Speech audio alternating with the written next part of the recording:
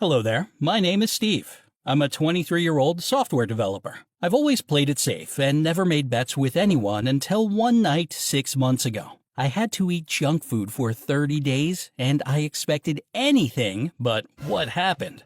My colleagues from the IT company I work for are great guys and we all hang out together every weekend. Everything had been going perfectly well until the day my boss hired April. How can I describe April? Loud, mean, annoying, to name a few. We hated each other at first sight. April made fun of me and called me Mr. Cabbage, especially when I brought healthy homemade food in a lunchbox to work. You see, I've been on a low-sugar, gluten-free, vegan diet since I was 17 years old. Not because I'm a huge animal rights advocate or anything like that. I just feel much better this way. It's my choice. I've never imposed it on anyone. Unfortunately, she began to come to our parties and criticize me. Every time we ended up arguing about nutrition and a healthy lifestyle. She was trying to force me to try some meat or beer, while I hinted that she could probably treat her body better. Friends joked that we needed to get a room.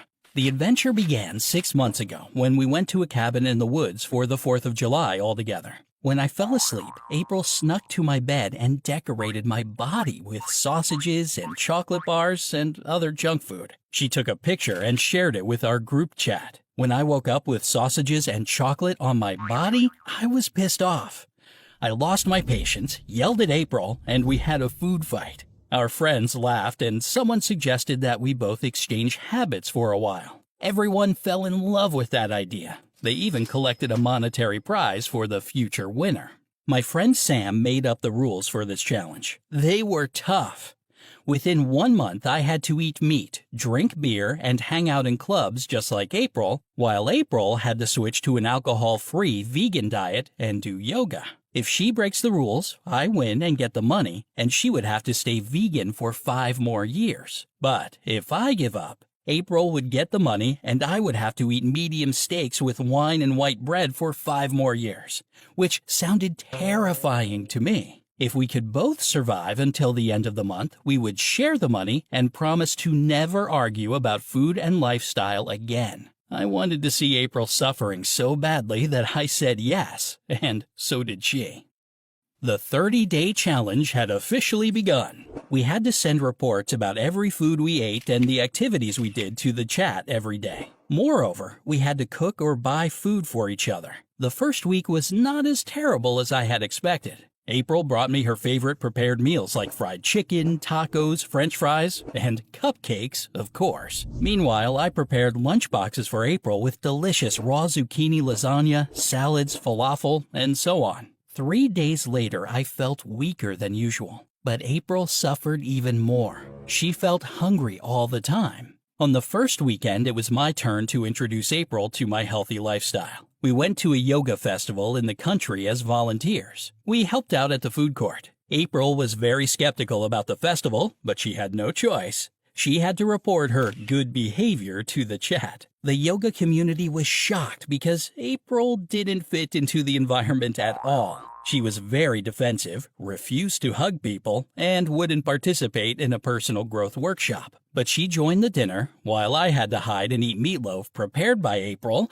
which was pretty disgusting, by the way. In the evening, we sat by the fire and listened to an amazing concert. I was playing the tambourine. Everyone around was dancing and singing, even April. Then we had to sleep in one tent together, which was kind of confusing. The night was very cold and we only had one warm blanket. I gave it to April, but in the middle of the night, she covered me and asked me to hug her to keep her warm because she was freezing too.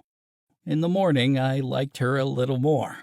I invited her to a yoga class. During the class, I noticed tears in her eyes. She noticed that I noticed and freaked out. She interrupted the training loudly, hit me with a yoga mat, and left the festival by taxi. I hesitated to ask what that was all about. At the end of the day, psychotherapy was not included in our challenge.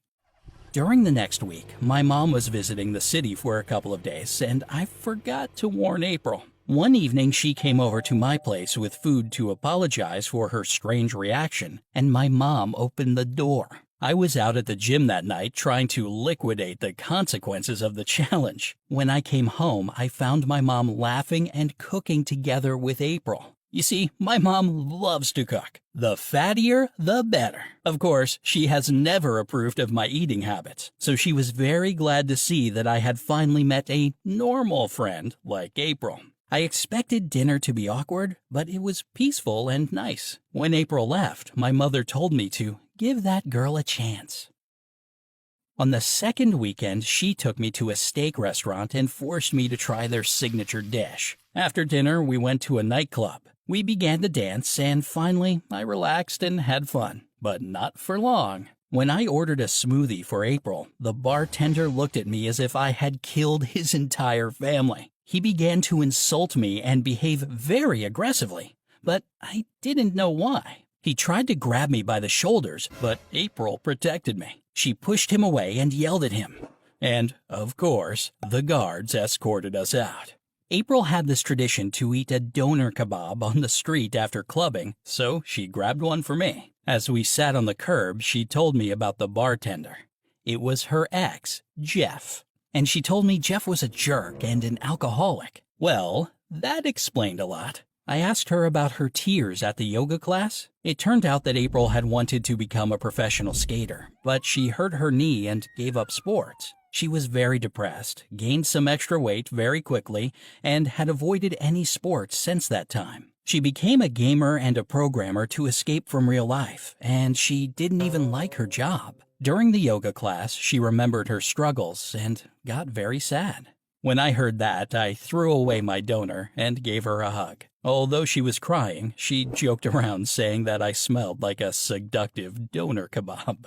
For the first time, I was able to see that vulnerable part of April, and I liked it. I didn't want to say goodbye and asked her if she wanted to take a walk in my favorite park and feed the ducks. But we didn't see any ducks because they were all sleeping, I suppose. But the pond did look very romantic. Suddenly, April kissed me. She said it was freezing in her apartment and that she would not be able to fall asleep without me. So, yep, we spent the night together. The next week at work was a little awkward. None of our friends knew that we had crossed the line, but our competition continued. A few days later, I received a strange message from Jeff. He had found me on social media. He was begging me to meet with him and talk about his fiancée. April didn't tell me anything about her engagement. What am I then? Her lover? So instead of going to lunch with April, I went to a secret meeting with Jeff at a pub near my office. Jeff looked like he had a roaring night. He came over with a drunk friend. They both threatened me, trying to convince me to stay away from April because Jeff still loved her. It turned out that he was her ex-fiancé, and she dumped him because of his bad habits. All of this happened not very long ago, on the 4th of July. I told Jeff to relax because April was not my girlfriend, but he didn't believe me. He began to scream, broke several glasses, and tried to grab me. The pub guard kicked him and his friend out. I didn't want to bother April, so I kept that little meeting a secret. But I was glad she didn't marry that jerk. For the next weekend, I invited her to go roller skating with me. It was hard for April, but I was there for moral support. She showed me several tricks from her past skating career, but suddenly stopped, lost her balance, and fainted. I took her to the hospital. I was terrified. What if my diet had hurt her? But the doctor said that she was just dehydrated and weak because her body was getting rid of toxins. She had a weak liver, so she actually did herself a favor when she decided to get rid of junk food. April was free to go home with a recommendation to rest and detox. When I was driving to her home, she was very nervous. Finally, she confessed that she had broken the bet. It turned out that yesterday, Jeff had asked her out just to talk, and eventually she got drunk with him and ate the foods she wasn't supposed to eat. Perhaps her hangover was the actual reason for her fainting. But when Jeff asked her to get together again and kissed her, she realized that she loved me. I was so taken by surprise that I had to stop the car. I didn't care about the bet anymore. I kissed her and joked that she wasn't disgusting to me either. Meanwhile, we had to report about April's loss. We put together a party, and friends gave me the money. It turned out that the entire office collected bets and watched our challenge carefully. I was glad to win, but I was even more glad to have my new girlfriend. As for Jeff, when I told April about our meeting at the pub, she called him and asked him to stay away from her boyfriend and get some help with his addiction. So now, 6 months later, we're still together, although we are a very strange couple. I love her, and we plan to move in together. April left our office and found a more creative job at a publishing house. She looks much happier and healthier. The funniest thing is that she still has to stay vegan for 5 years, and she's staying true to this obligation. And now I call her Mrs. Cabbage. As for me, I began to allow myself to eat meat and fish from time to time, and she is very envious of me.